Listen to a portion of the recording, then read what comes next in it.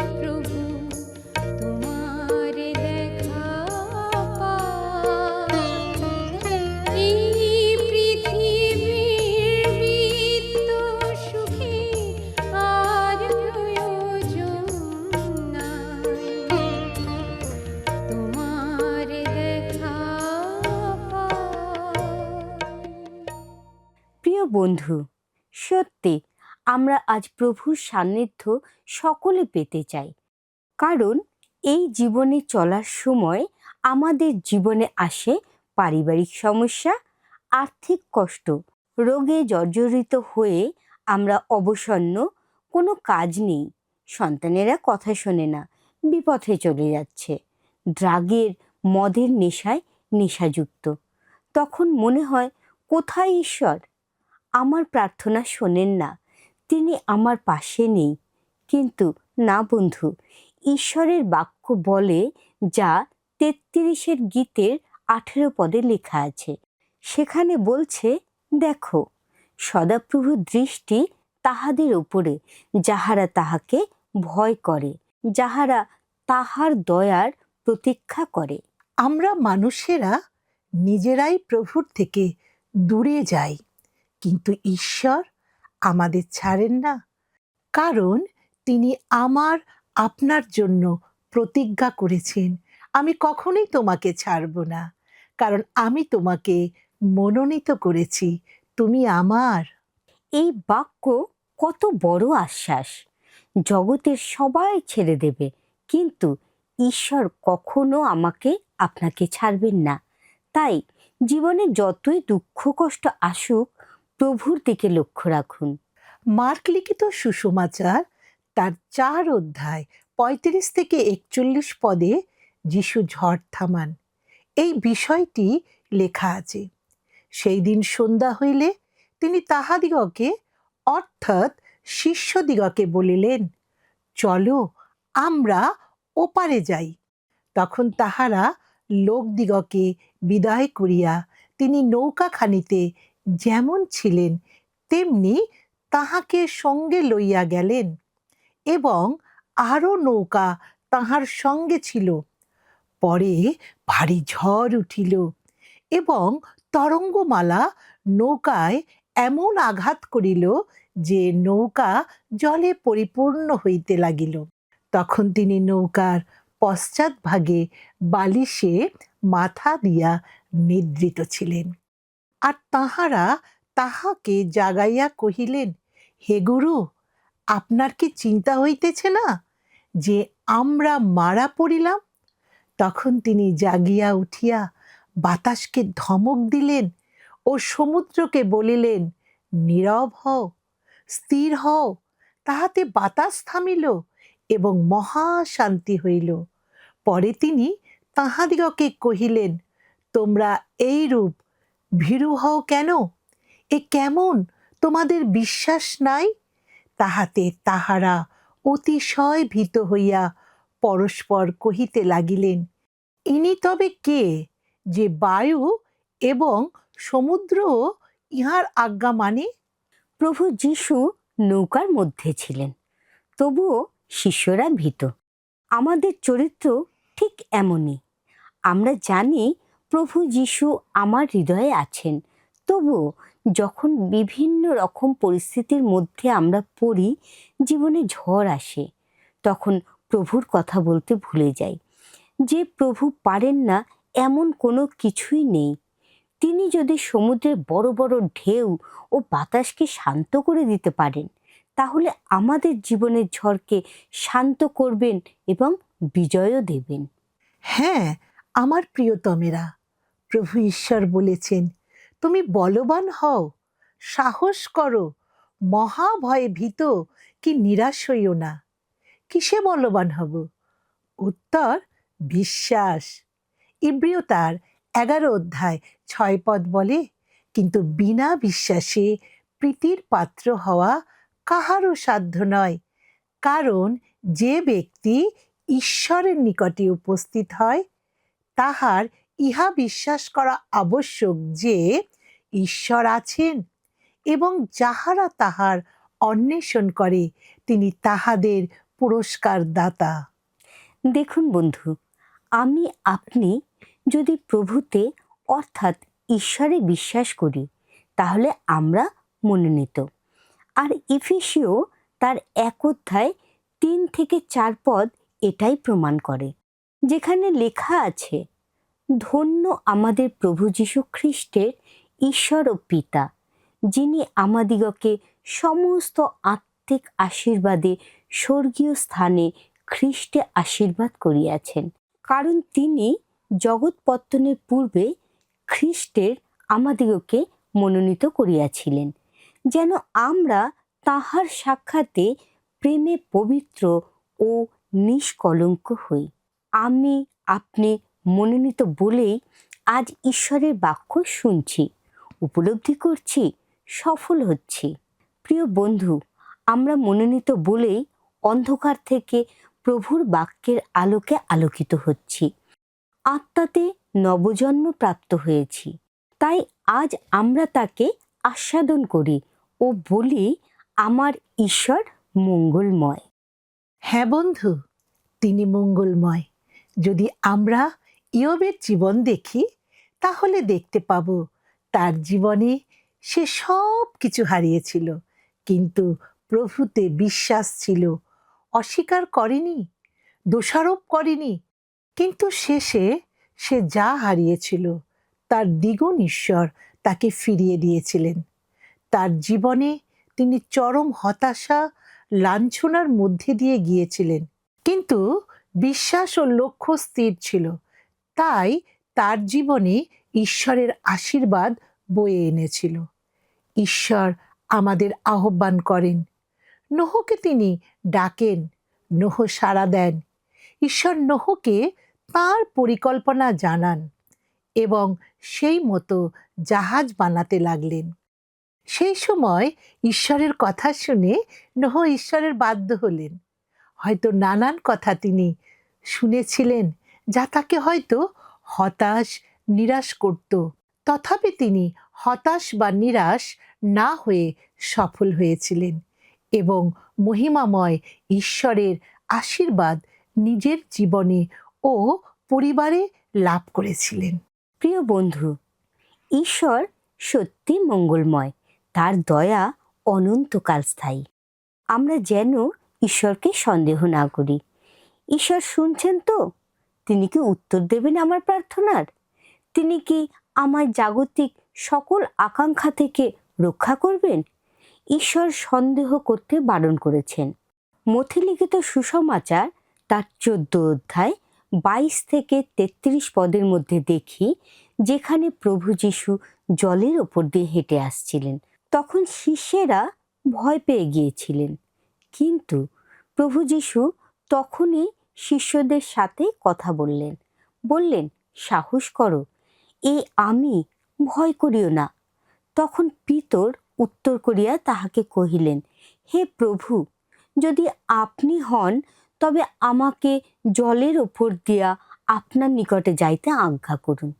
তিনি কহিলেন, আইসো।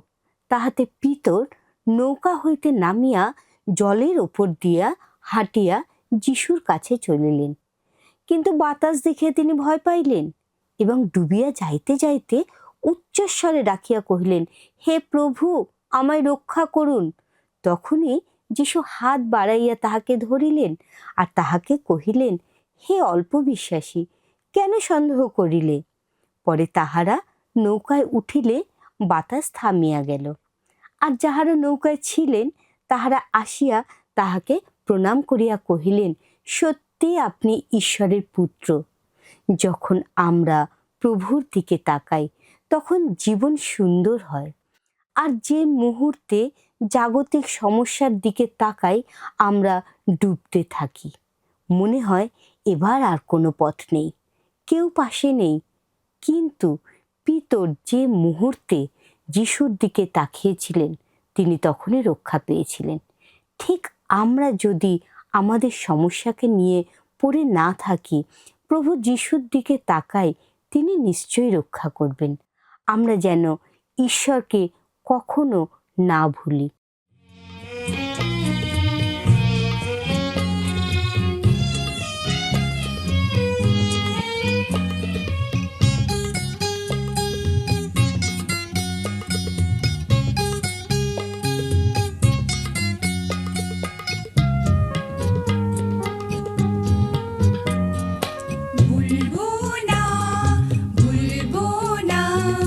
ভুলবো না মোর প্রভু যিশুকে আমি ভুলবো না, মোর প্রভু যিশুকে আমি ভুলবো না, ভুলবো না, ভুলবো না, ভুলবো না, মোর প্রভু যিশুকে আমি ভুলবো না, মোর প্রভু যিশুকে আমি ভুলবো না।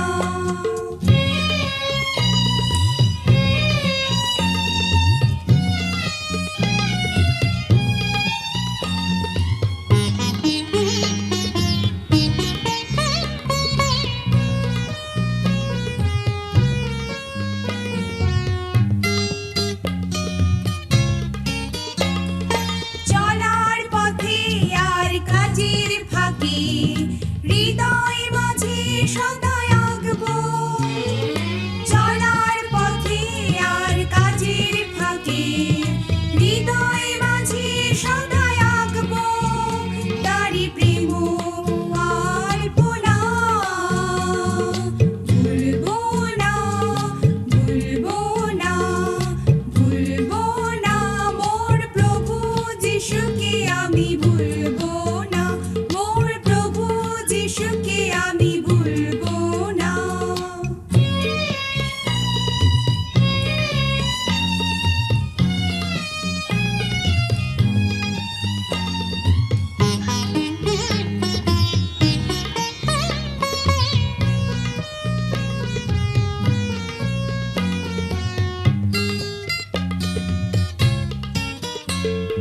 সুখে দুঃখে কিংবা বিপদে মুক্তিদাতা প্রিয় যিশু আমার চির সান্ত্বনা, সুখে দুঃখে কিংবা বিপদে মুক্তিদাতা প্রিয় যিশু আমার চির সান্ত্বনা, জয় জয় জয় যিশুর জয় বলে সারাটা জীবন এমনি করে, জয় জয় জয় যিশুর জয় বলে সারাটা জীবন এমনি করে গাইবো যিশুর ভজনা,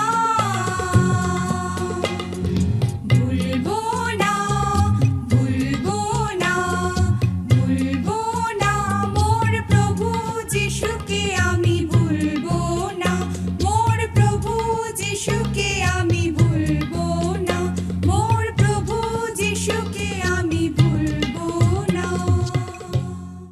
ঈশ্বর আমাদের ভোলেন না বন্ধু। এবার আসি যোসেফের বিষয়। যোসেফের বিষয় আমরা পবিত্র বাইবেলের আদি পুস্তক 37 অধ্যায় থেকে দেখতে পাই। যোসেফ ছিলেন ইসরায়েল অর্থাৎ যাকবের বৃদ্ধা অবস্থার সন্তান।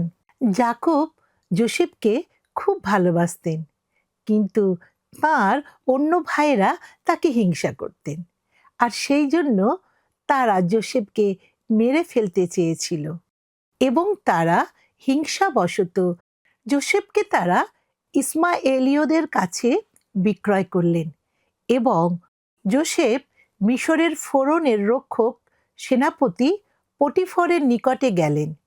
যদি যোসেফের জীবন আমরা পর্যালোচনা করি তো দেখতে পাই তাঁকে মিথ্যা দোষে কারাগারে থাকতে হয়েছিল, কিন্তু তবু সে কোনোভাবেই বিপথে যায়নি, বরং ঈশ্বর তার সময় অনুসারে তার জীবনে আশীর্বাদ করলেন আর তিনি ঈশ্বরের অনুগ্রহ লাভ করলেন। জানেন বন্ধু, আমার আপনার জীবনে এই অনুগ্রহের প্রয়োজন সকল সময়, কারণ ঈশ্বরের অনুগ্রহে তাঁর করুণায় আমরা বেঁচে আছি। 92 গীতের তার 5 পদ বলে, সদাপ্রভু তোমার কার্য সকল কেমন মহৎ, তোমার সংকল্প সকল অতি গভীর। যেমন যোসেফের জীবনে ঈশ্বর সদাপ্রভুর এক মহান সুন্দর সংকল্প করে রেখেছিলেন এবং ধাপে ধাপে পূর্ণ হলো। যোসেফ মহান ঈশ্বরকে ধন্যবাদ করলেন। তাই পবিত্র বাইবেল আরও বলে, ধন্য তাহারা যাহারা আচরণে সিদ্ধ, যাহারা সদাপ্রভুর ব্যবস্থার পথে চলে। যোসেফের জীবনে প্রলোভন আসলেও তিনি প্রলোভনে টলে যাননি। ঈশ্বর তাকে বিজয় দিলেন। তাই প্রিয় বন্ধু, আমাদের প্রতিদিনের প্রার্থনা হোক, সদাপ্রভু তোমার দয়ানুসারে আমাকে সঞ্জীবিত করো। প্রিয় বন্ধু, সকল সময় আমাদের মুখ যেন ঈশ্বরের গৌরব করে, কারণ তার দয়া অনন্তকাল স্থায়ী। আমাদের সব সময় মনে রাখা উচিত, ঈশ্বর আমাদের পক্ষে আশ্রয় ও বল। তিনি সংকটকালে অতি সুপ্রাপ্য সহায়। প্রার্থনা করি। প্রিয় যিশু, তুমি আমাদের বিশ্বাস দাও যেন তোমার সেই বিশ্বাসে আমরা জীবন পাই এবং আমাদের প্রত্যেকটা পদক্ষেপে তোমাকে সাথে নিয়ে চলতে পারি। জীবনে ঝড় আসুক, আমাদের জীবনে কোনো বাধা আসুক, যাই আসুক না কেন, শুধু তোমাকে যেন প্রভু বলে ডাকতে পারি এবং তুমি আমাদের হাত ধরে আমাদের তুলবে। এই প্রার্থনা তোমার যিশু নামে চাই, আমেন। প্রিয় বন্ধু, আমাদের সময় শেষ। যদি আপনি আশীর্বাদ পান তাহলে 044490812999 এই নাম্বারে একটি মিসড কল দেবেন। আর প্রার্থনার নাম্বারে অর্থাৎ 9433497235 এবং 9433803755 নম্বরে আমাদের সাথে কথা বলুন। অপেক্ষায় রইলাম। ভালো থাকবেন। নমস্কার। আসুন বন্ধু, আজকের প্রশ্ন উত্তরে আসি। গত সপ্তাহের উত্তর অপশন বি, গীত সংহিতা। আজকের প্রশ্ন, জলের উপর দিয়ে কে হেঁটে আসছিলেন? অপশন এ যিশু, option B Luke, option C যোহন। এই প্রশ্নের উত্তর আগামীকাল অপশন এ, বি, সি সহকারে 9433497235 হোয়াটসঅ্যাপ বা SMS-এ লিখে পাঠাবেন।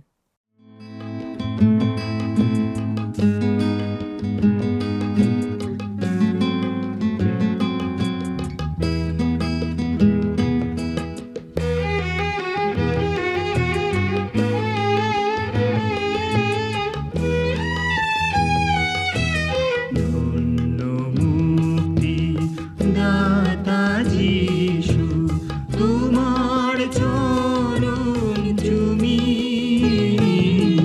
ধন্য মুক্তি দাতা যিশু, তোমার চরণ চুমি।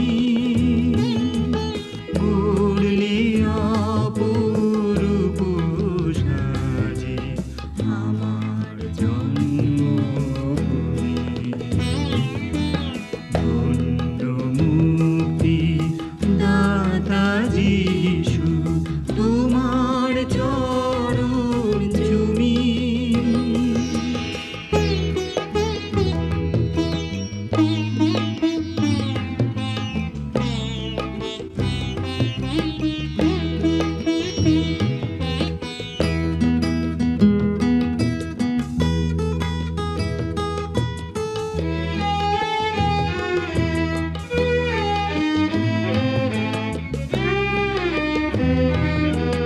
লক্ষ কোটি আত্মা কাঁদে মুক্তির লাগিয়া। কত ভক্ত প্রার্থনাতে আছেন জাগিয়া। লক্ষ কোটি আত্মা কাঁদে মুক্তির লাগিয়া। কত ভক্ত প্রার্থনাতে আছেন জাগিয়া। ধৌত করো তোমারি রক্তে, ধৌত করো তোমারি রক্তে, বিনতি শোনো তুমি, গড়লে অপরূপ সাজে আমার জন্মভূমি। ধন্য মুক্তি দাতা যিশু, তোমার চরণ চুমি।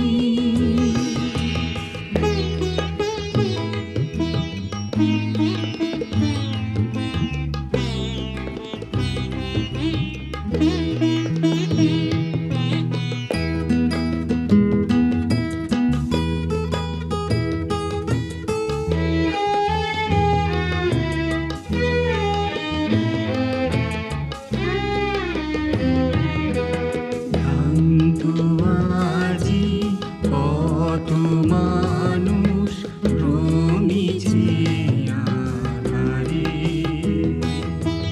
ব্যর্থ দ্বারা জয় করিতে পাপের আধারে। ভ্রান্ত আজি কত মানুষ রমিছে আধারে, ব্যর্থ দ্বারা জয় করিতে পাপের আধারে।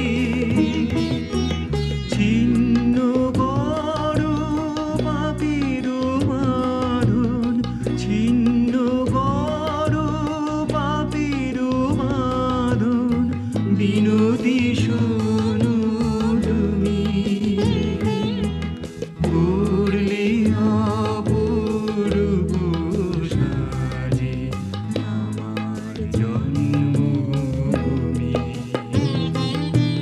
ধন্য মুক্তি দাতা যিশু, তোমার চরণ চুমি, গড়লে অপরূপ সাজে আমার জন্মভূমি। ধন্য মুক্তি দাতা যিশু, তোমার চরণ চুমি, গড়লে অপরূপ সাজে আমার জন্মভূমি। ধন্য মুক্তি দাতা যিশু, আমাদের গত সপ্তাহের বিজয়ী দর্শক বন্ধু হলেন সুপর্ণা মণ্ডল, মালদা থেকে।